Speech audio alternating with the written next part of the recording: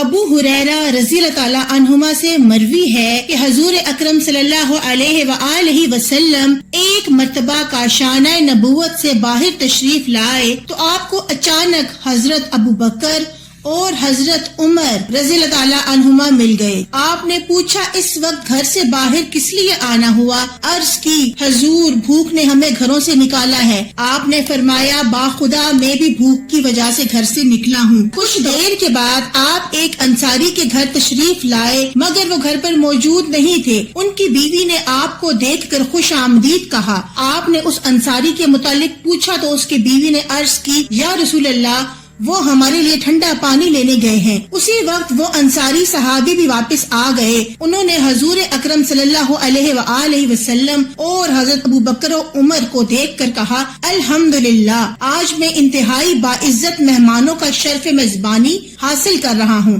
پھر وہ گئے اور کھجوروں کا ایک خوشہ لائے جس میں کچی پکی بہت سی کھجوریں شامل تھیں اور عرض کی تناول فرمائیے، اور چھری اٹھائی تو حضور اکرم صلی اللہ علیہ وآلہ وسلم نے فرمایا دودھ دینے والی کا خیال رکھنا۔ چنانچہ اس نے بکری ذبح کی اور آپ سب نے بکری کا گوشت اور کھجوریں تناول فرمائیں، ٹھنڈا پانی پیا۔ جب کھانے اور پینے سے سیر ہو چکے تو آپ نے فرمایا باخدا اے ابو بکر و عمر تم سے روز قیامت ان نعمتوں کے متعلق ضرور سوال کیا جائے گا۔